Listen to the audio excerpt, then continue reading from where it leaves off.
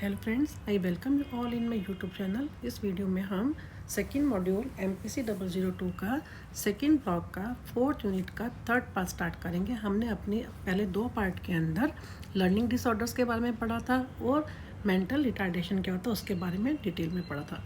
इस वीडियो में हम ADHD डिसऑर्डर के बारे में पढ़ेंगे कि क्या होता है अटेंशन डेफिसिट या हाइपर एक्टिविटी डिसऑर्डर को हम क्या कहते हैं। ये कब होता है? जब बच्चे जो हैं अटेंशन, नाम से मालूम हो रहा है, जब उनमें अटेंशन का डेफिसिट होता है, जब वो किसी भी चीज़ पे फोकस नहीं कर सकते, उनको प्रॉब्लम होती है, ध्यान नहीं दे पाते, बहुत ही वो हाइपर एक्टिव होते हैं। Attention deficit hyperactive disorder और ADHD is a term use to describe children whose ability to learn and profit from new experiences is impaired by the distractibility, impulsiveness, lack of concentration, restlessness, inappropriate talking and lack of regard for inappropriate situation। यानी बहुत जल्दी distract हो जाते हैं और impulsive होते हैं बहुत ज़्यादा उनके अंदर, मतलब कि जिसको बोलते हैं कि कुछ भी बिना कुछ सोचे, इम्पल्सिवनेस का मतलब है वो बिना कुछ सोचे समझे वो रिएक्ट कर जाते हैं। उनमें लैक ऑफ कंसंट्रेशन रहता है, रेस्टलेस होते हैं और किसी से उनकी जो कम्युनिकेशन प्रॉब्लम होती है, इनएप्रोप्रिएट टॉकिंग हो जाती है। ठीक है। Next, ADHD children can be inattentive और हाइपर एक्टिव इम्पल्सिव। वो इनअटेंटिव होते हैं, जो क्लास में हैं वो बिल्कुल भी ध्यान नहीं दे पाते, और वो हाइपर एक्टिव और बिना सोचे समझे जो है बोलते हैं। फॉलोइंग सिम्टम्स, उनके सिम्टम्स क्या होते हैं? Fail to close attention to detail leading to careless mistake, वही अटेंशन ही दे पाते हैं। Having difficulty sustaining attention to task और टू प्ले एक्टिविटी, ज़्यादा वही ना खेल में ना कोई ज़रूरी जो काम होते हैं उनके अंदर उनको डिफ़िकल्टी होती है अटेंशन ज़्यादा देर तक रखने में। Having difficulty in listening what is being said, जो बोला जाता है उसके बारे में सुनने में भी उनको डिफ़िकल्टी होती है। Having difficulty following through and completing homework assignment, वो होमवर्क असाइनमेंट करने में भी उनको प्रॉब्लम होती है, वो कंप्लीट नहीं कर पाते on time. Having difficulty in organising task, जो काम है वो प्रॉपर तरीके से नहीं कर पाते। Avoiding task and require strenuous activity, बहुत ही ज़्यादा जिसके अंदर वो स्ट्रेस में रहते हैं। स्टेनियस एक्टिविटी का मतलब क्या है कि वो टास्क को, काम जो उनको दी जाते हैं उनको अवॉइड करते हैं, जिससे उनको क्या होता है? स्ट्रेस होता है। Losing material that are required for the task they need to complete, जो उनको काम करने का जो मटेरियल दिया जाता है उसको वो खो देते हैं। Easily distracted by extraneous activity, extraneous means environmental जो फैक्टर्स होते हैं, आउटर वाले जो होते हैं एक्सटर्नल, उनसे बहुत जल्दी वो डिस्ट्रैक्ट हो जाते हैं। Forgetting schedules for daily activities, वो जो अपनी रोज़ की जो एक्टिविटीज़ हैं उनका जो शेड्यूल होता है उनको वो भी याद नहीं रहता है। वो हाइपर एक्टिव होते हैं, इम्पल्सिव होते हैं, यानी एक्सेसिव एनर्जी होती है, रेस्टलेस होते हैं। इन सब के बारे में जो है ये सब सिम्टम उनके अंदर होते हैं। फिजेट्स एंड स्क्वेरम इन सीट क्या होता है? What is fidgets and squirm? Fidget and squirm होता है जो बच्चे बड़े हिलते जुलते रहते हैं, मतलब कि एक जगह टिक के नहीं बैठते, जिसको बोलते हैं, जो कि कुछ कुछ करते रहते हैं, चलते फिरते रहते हैं, चलते चलते चीज़ों को गिरा देते हैं। ठीक है। देन लीव्स डेस्क और seat in the classroom in appropriate time, यानी जो क्लास में जो बेंचेस होते हैं, डेस्क जिस पर वो बैठते हैं, उस सीट को भी जो है एक प्रॉपर तरीके से वो नहीं रखे जाते। रन्स और climbs in situations when it is inappropriate, जो सिचुएशन क्या होता है कि वो जो भाग जाते हैं सिचुएशन से, जो कि बहुत ख़राब लगता है। Avoids engaging in quite leisure activities, वो जो ऐसी एक्टिविटी जिसमें आराम, थोड़ा शांति से वो बैठ सके, उसको अवॉइड करते हैं। टॉक्स एक्सेसिवली, बहुत ज़्यादा बोलते हैं। Blurt out answers impulsively oven before the question has been complete, जब क्वेश्चन को ख़त्म होने से पहले ही अपना कुछ कुछ बोलना शुरू कर देते हैं। Displace difficulty waiting in lines and taking turn, जहाँ पे उनको लाइन में खड़े होकर वेट करनी पड़े जब अपनी बारी आने की, उससे वो दूर भागते हैं। Bursts into conversations or different of other people games, interrupting and intruding on others, हमेशा क्या करते हैं? दूसरों के जो है जो बातों के अंदर इंटरप्ट करते हैं, अननेसेसरी में उनको इंटरवीन करते हैं। These symptoms must be persistent and extreme to the extent that student cannot function adequately। अब जो ये जो सिम्टम हम लेकर आए हैं, ये परसिस्टेंट मतलब उनमें होने चाहिए, परसिस्टेंट लगातार कांस्टेंट होने चाहिए और बहुत ज़्यादा होने चाहिए, एक्सट्रीम होने चाहिए, तभी हम कह सकते हैं उस बच्चे को ADHD डिसऑर्डर है। This is no agreement between professionals regarding the etiology, means उनके जो कॉजेज़ है उसके ऊपर कोई ये नहीं पता कि उसका एक क्या मेन कारण क्या है। लेकिन it is viewed as a result of medical disorder rather than a pure behavioural problem. Behavioural problem भी है ये, लेकिन ये प्योर बिहेवियरल प्रॉब्लम नहीं है, it is a medical disorder. The neurological causes may be treated to the structure of the brain, chemical imbalances, some functions of the brain or combination of these and other factor।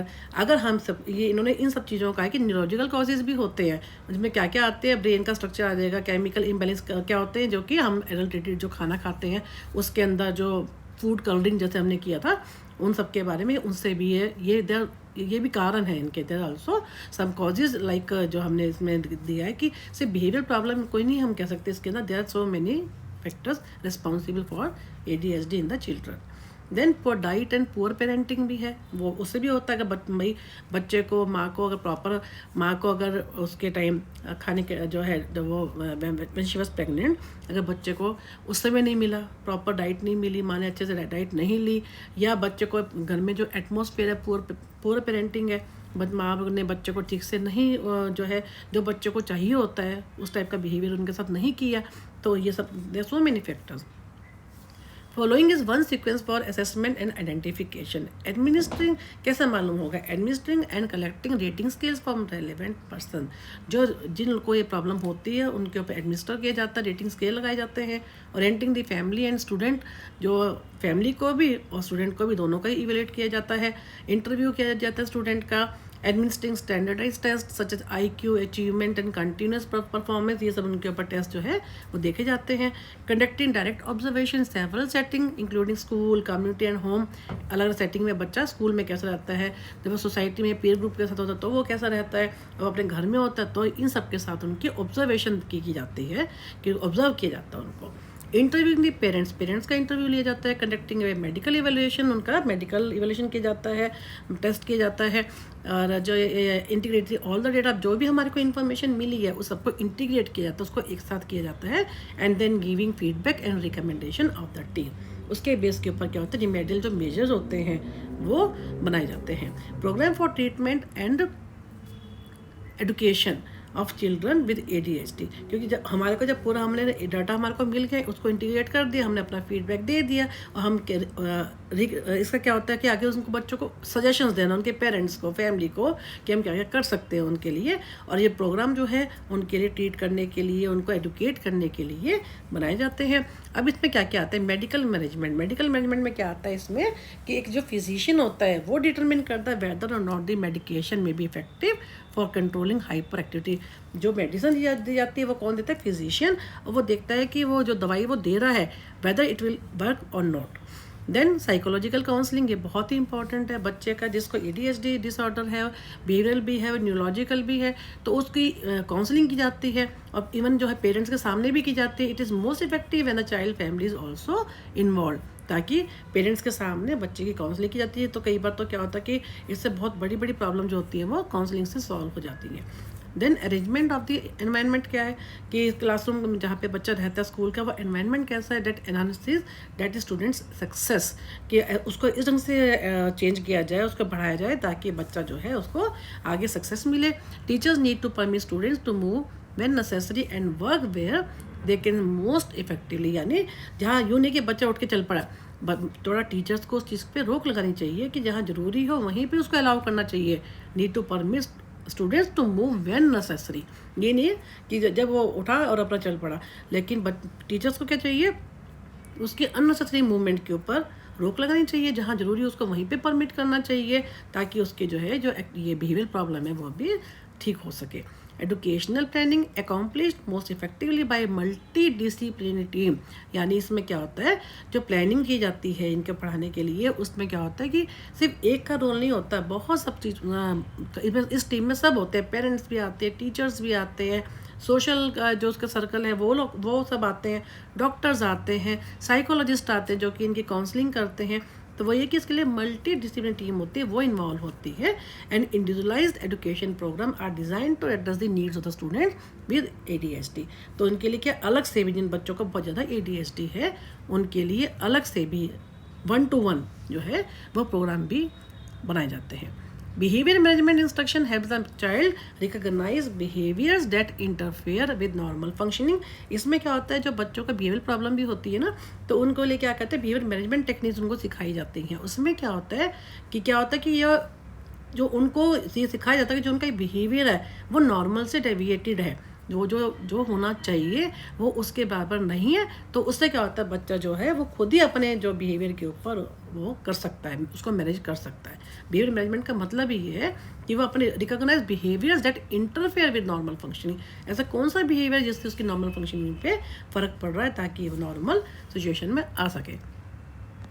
Next come to orthopedically handicapped. ये कौन से होते हैं, जिनमें cerebral palsy, जो कि orthopaedic physically handicap होते हैं, जिनकी मसल्स हैं, बोन है, वो मेनली ये मसल्स की और बोन की ये डिसेबिलिटी होती है। कोई डिजीज़ नहीं है, लेकिन एक डिसेबिलिटी होती है। Cerebral palsy CP refers to lack of muscle control and cerebral denotes the brain. Cerebral क्या होता है ब्रेन, पैल्सी क्या होता है लैक ऑफ मसल कंट्रोल। अब सीपी क्या होता है, is a disorder that affects movement and posture of as a result to damage to those areas of brain that control movement. यानी हमारे ब्रेन का वो एरिया डैमेज हो जाता है जिससे हम लोग मूव करते हैं, हमारे जो मूवमेंट में हेल्पफुल होता है वो एरिया जो है ब्रेन का, वो डैमेज होने से क्या होता है सेरेब्रल पैल्सी होती है। और हमारी मसल जो है वो वीक हो जाती हैं, डिसेबल हो जाते हैं, हम काम नहीं कर पाते हैं, चल नहीं पाते हैं। तो लेकिन ये कोई डिजीज़ नहीं है, दिस इज़ बेसिकली ये डिसऑर्डर कब होता है, जब मदर या तो जो प्रेग्नेंट होती है उस समय, या at the time of birth, जब बच्चे का जन्म हो रहा होता है, ये जन्म के बाद, उस समय क्या होता है ऑक्सीजन लेवल, मेल जो इसका रीज़न होता है वो ऑक्सीजन लेवल जो होता है वो इम्बैलेंस होने से होता है, जिसको हम एनॉक्सिया कहते हैं। कई बार डिलीवरी के टाइम पे मदर का जो है ऑक्सीजन लेवल जो होता है वो इम्बैलेंस होने से, कभी अप एंड डाउन होने से, प्रॉपर जो ब्रेन को जो चाहिए होती है ऑक्सीजन वो नहीं मिल पाती, जिस कारण से वो उसी समय बच्चे को भी प्रॉब्लम हो जाती है। Cerebral palsy is not a disease, जैसे मैंने आपको अभी बताया, it does not become progressively worse nor it is infectious in any form. कोई इन्फेक्शियस नहीं है ये तो क्योंकि ब्रेन का डिसऑर्डर है, कोई हेरिडिटी नहीं है ये। देयर आर 3 टाइप्स ऑफ, कितनी तरह की होती है, 3 तरह की। स्पास्टिक का मतलब क्या है, जो कि बहुत जो है पुअरली कोऑर्डिनेटेड के बहुत ही ज़्यादा होती है, जिसमें बच्चों का अपने बिल्कुल भी अपने ऊपर जो है वो कंट्रोल नहीं रहता अपनी बॉडी मूवमेंट के ऊपर। स्पास्टिक का मतलब क्या, हाइपरटोनिक, हाइपर बहुत ज़्यादा होती है वो अपने ऊपर, मतलब कि इसमें क्या एक्सट्रीम केस होता है, एक्सट्रीम केस होता है जिसके अंदर बच्चे बड़ी स्टिफनेस होती है उनकी और पुअर कोऑर्डिनेशन होती है, वो नहीं चल पाते। एथोडाइट का मतलब क्या है, थोड़ा लो उसमें होता है, जिसके अंदर क्या होता है children are not able to hold the study at one place, मतलब कि बच्चे जो है एक जगह पर नहीं खड़े हो पाते हैं, थोड़ा वो कम होता है, लो टोन में होता है, लेकिन वो स्टडी मतलब कि एक जगह पर वो खड़े बच्चे नहीं हो पाते हैं। देन एटैक्सिक में क्या है, देयर कॉम्बिनेशन, उसमें क्या है जो बैलेंस होता है, पुअर डेप्थ परसेप्शन है। इसमें क्या होता है बच्चों के फाइन एंड मोटर दोनों ग्रॉस स्किल जो होते हैं दोनों ही अफेक्टेड हो जाती हैं, यानी उनके सेंस ऑर्गन्स भी हो जाते हैं। फाइन मोटर स्किल जैसे हमने पीछे किया था कि जिसमें वो लिखते हैं, पेंटिंग करते हैं, राइटिंग होती है, उसके वो अफेक्ट हो जाता है। ग्रॉस में क्या होता है, जिसमें वो भागना दौड़ना होता है वो भी हो जाता है। वो मतलब कि दोनों चीज़ें ग्रॉस एंड फाइन दोनों ही मोटर स्किल जो होती है वो अफेक्टेड हो जाती है। और क्या था, और किसी में दोनों किसी भी तरह के सिम्टम हो सकते हैं, किसी मिक्स टाइप ऑफ सिम्टम्स भी हो सकते हैं। The problems associated with poor movement and balance skills में कॉम्प्लिकेट एजुकेशनल एक्टिविटी। बच्चों को जब ये सब प्रॉब्लम होंगी, पुअर मूवमेंट होगी, बैलेंस नहीं बना पाएंगे बच्चे, तो उनका एजुकेशन में भी प्रॉब्लम होगी, उनके एजुकेशन को वो और ज़्यादा कॉम्प्लिकेट कर देंगे। अब कहते हैं दे में also show sensory and communication problem के सेंस ऑर्गन, जैसे मैंने भी बताया कि जो हमारे जो 5 सेंस ऑर्गन है वो अफेक्ट होते हैं, या उनकी आइज़ पे भी फ़र्क आता है, उनकी कई बार हैंड के ऊपर आता है, लिख नहीं सकते हैं, तो ये और उनको क्या है कम्युनिकेशन प्रॉब्लम, उनको लोगों से बातचीत करने में भी दिक्कत होती है। Other physical elements our brain injury है, पोलियो है, मस्कुलर, ये सब इन्होंने देखा कि इसमें ये अदर मतलब ये तो जो हम कर रहे हैं सीपी, लेकिन इन्होंने अलग से भी कहा है कि ये भी जो फिजिकल एलिमेंट ये भी होती हैं। Then together with regular medication and health checkup from this children may also need specialise instructional help and some technical equipment to assist them. इन्होंने बताया कि उसको कैसे कर सकते हैं कि प्रॉपर अगर मेडिसिन देते हैं, उनके प्रॉपर हेल्थ चेकअप होते हैं, तो हम थोड़ा इसको बच्चे को हेल्प कर सकते हैं इस चीज़ में। But a teachers effective strategies will be more required as the students live a stressful life due to the element. क्योंकि बच्चा जो फिजिकली डिपेंडेंट हो जाता है किसी पे, है ना, वो अपना बैलेंस नहीं बना पाता, तो वो बच्चे को बहुत ज़्यादा स्ट्रेस हो जाता है। तो इसमें टीचर का जो रोल होता है वो बहुत ज़्यादा होता है। टीचर से ही बच्चा जो है थोड़ा सा रिकवर कर सकता है। A teacher should take care of the following. First, the teacher should be familiar to the condition of the student. जो टीचर है उसको बच्चे की पूरी स्टूडेंट की पूरी हिस्ट्री के बारे में, उसकी प्रॉब्लम क्या है उसके बारे में पता होना चाहिए कि उसकी कंडीशन क्या है। The information can be obtain from parents of the student. क्योंकि जो इन्फॉर्मेशन कहाँ से आएगी, पेरेंट्स से लेगा जो टीचर है। Without adequate knowledge of the student condition strategies and programme will be difficult to plan. जब तक उसके बच्चे के बारे में पूरी डिटेल हिस्ट्री नहीं पता होगी कंडीशन के बारे में, तब तक हम जैसे कोई स्ट्रेटजीज या कोई प्रोग्राम जो होते हैं वो इम्प्लीमेंट नहीं कर सकते।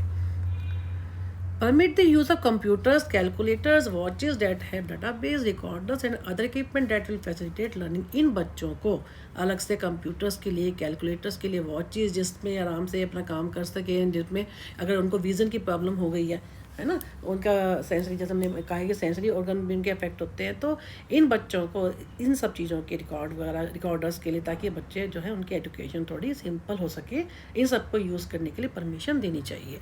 Then come to organize the furniture and other objects in the room so that students with extra equipment, wheelchair, standing board, computer, इन बच्चों को व्हीलचेयर, क्योंकि जिनको चलने की प्रॉब्लम है, अपना बैलेंस तो बना नहीं सकते, तो उनके लिए चाहे व्हील चेयर है, जैसे उन सब के लिए भी उनका जो सीटिंग अरेंजमेंट है वो उस टाइप से होना चाहिए। जो फर्नीचर है क्लास का वो उस टाइप से होना चाहिए जो कि आराम से कैन मूव विद ईज, आराम से बैठ के उस पर जो है मूवमेंट कर सके। Page the lesson so that student with a physical disability can have a rest time between lesson. उनके लिए क्या है, लेसन इस टाइप से बनाने चाहिए क्योंकि लगातार तो बैठ नहीं सकते, तो उनके रेस्ट करने, लेसन के बीच में रेस्ट करने का भी प्रोविज़न होना चाहिए। Ensure that the student understand direction well. जो पढ़ाया जाता है बच्चा उसको अच्छे से समझ सके। Have the student do assignment that are necessary. If miss the school do not give him extra drill and practice. बच्चे को जो जरूरी असाइनमेंट है वही देनी चाहिए। अगर बच्चा स्कूल मिस कर देता है तो उनको ज़्यादा प्रेशराइज नहीं करना चाहिए। काउंसलर और the mental health professional can be approached for an advice. यानी काउंसलर, जैसे अभी हमने पढ़ा कि जो साइकोलॉजी का जो है उसमें बहुत इम्पैक्ट आता है। अभी आप सेकेंड ईयर में पढ़ेंगे काउंसलिंग साइकोलॉजी की, मैं बहुत सारी वीडियोस डालूंगी ब्लॉक वाइज, इसलिए मैं आपको बार बार रिक्वेस्ट करती हूँ कि आप इसको चैनल को सब्सक्राइब कीजिए और शेयर कीजिए, बेल आइकन को जरूर प्रेस कर दीजिए ताकि जैसे ही मैं नई वीडियो डालती हूँ आपके पास नोटिफिकेशन आ जाए। तो इसमें ये है कि जो मेंटल हेल्थ प्रोफेशनल्स हैं उनका काउंसलर का बहुत ज़्यादा रोल होता है। उनको हम उनसे बात कर सकते हैं एडवाइस कि हमें क्या करना चाहिए ताकि बच्चे को थोड़ा सा वो, क्योंकि वो इमोशनल स्ट्रेस में भी होता है बच्चा, जब अपने बात के जो साथ के जो पीयर ग्रुप पर उनके साथ कॉप अप नहीं कर पाता, उनके साथ प्रॉपर एडजस्टमेंट नहीं कर पाता, तो इसलिए काउंसलिंग बहुत जरूरी होती है स्टेज में। Teacher should support the student learn and should avoid making complaints to the family. जो टीचर है उसके बच्चे को सपोर्ट करना चाहिए, ना कि उसके जो पेरेंट्स को, उसकी फैमिली को उसकी कंप्लेंट्स करनी चाहिए। तो इस वीडियो को हम यहीं पे ख़त्म करते हैं। नेक्स्ट वीडियो में हम हियरिंग एंड विजुअल इम्पेयरमेंट्स के बारे में पढ़ेंगे, जो कि 4th पार्ट रहेगा वीडियो का। और इसके अलावा मैं अभी आप लोगों के लिए डिस्क्रिप्शन बॉक्स में एक लिंक डाल दूँगी जिसमें मैंने अपनी पहली जो फर्स्ट ब्लॉक की एक सिंगल लिंक डालूँगी, जिस पे आपको पूरा फर्स्ट ब्लॉक के जितने 4 यूनिट हैं उसके सारी वीडियोज़ जो हैं आपको मिल जाएंगी। मैंने हालांकि अलग से एक पूरी वीडियो भी डाली है फर्स्ट ब्लॉक की, MPC 002 की ब्लॉक वाइज, यूनिट वाइज कितने एक ब्लॉक में जितने भी यूनिट हैं उनके अलग अलग लिंक्स भी दिए हैं। लेकिन आपको अभी डिस्क्रिप्शन बॉक्स में एक सिंगल लिंक भी मैं प्रोवाइड करूँगी जिसको जैसे आप क्लिक करेंगे तो आपको उससे रिलेटेड सारी फर्स्ट ब्लॉक की पूरी जो है वीडियोस खुल जाएंगी। इसके अलावा जैसे ही अब ये जैसे ख़त्म होगा ये वाला पूरा यूनिट, तो मैं आपको सेकेंड ब्लॉक की भी उसके बाद जो नेक्स्ट वीडियो होगी उसमें वो पूरा लिंक्स वो भी डाल दूँगी ताकि आपको सेकेंड ब्लॉक में भी यूनिट वाइज ईजीली सारा मटेरियल मिल जाए। आपका सबका मेरी यूट्यूब चैनल में बने रहने के लिए धन्यवाद।